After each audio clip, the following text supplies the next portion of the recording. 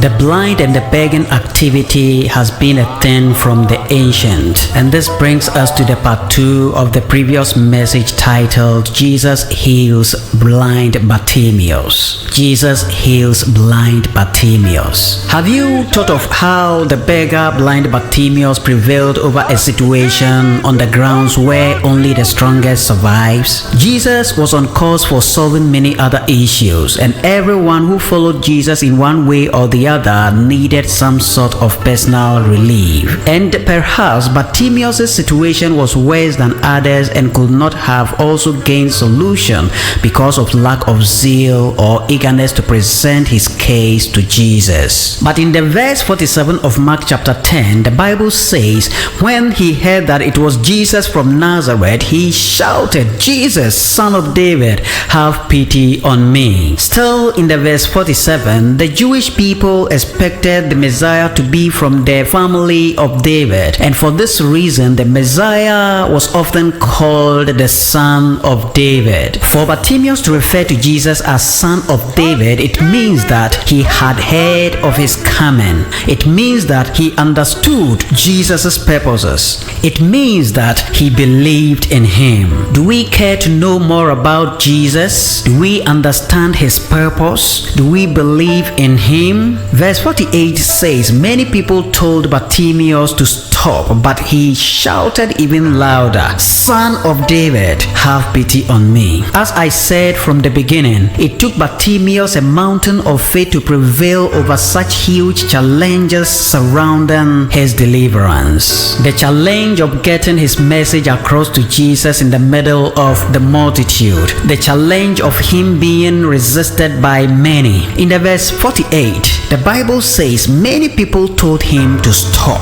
What does this act of resistance and opposition means? It means stop looking for the solution to your problem. It means you are meant to remain the way you are.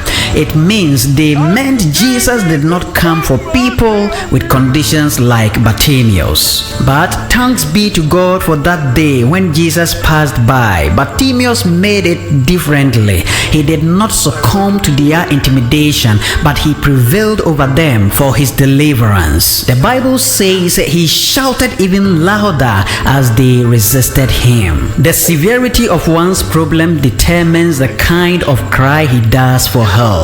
My Bible school teacher once said, as for him, he knows the nature of resistance in his family. He said the kind of shoes they wear is the silent-footed type, so he knows how to direct his blows in prayer. People sometimes make mockery of those who attaches aggression and passion to their prayers, but if you should care to know what they go through, you will understand the peak of their zeal behind the nature of approach for the solution to their problem. The Bible says many people told him to stop, but he shouted even louder. Our persistence and seriousness moves the Lord's compassion to change our situations. The verse 49 says, Jesus stopped and said, "Call him over." It will amaze you to know that mostly what people rudely or even politely hinders you from, Jesus do not. They called out to the blind man and said, "Don't be afraid, come on, he is calling for you." Have you ever seen a situation like this before? When people who opposes your progress suddenly turn and encourages you. Sometimes it can be that they did not hate your progress, but they only did not understand you because they are not in your shoes. Verse 50, the man threw off his coat as he jumped up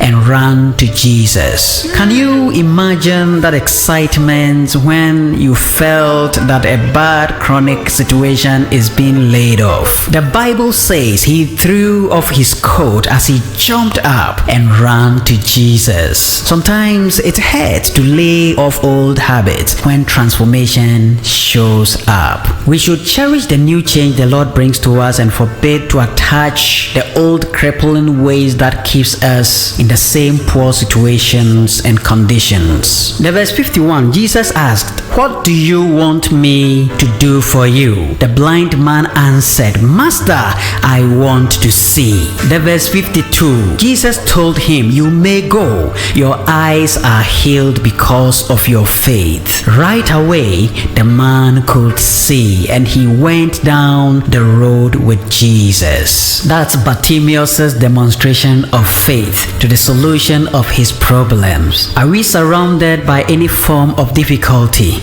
Are we surrounded by any form of hopelessness? Are we surrounded by any form of impossibility? Our faith and pursuit in Jesus can gain us reliefs. God bless you.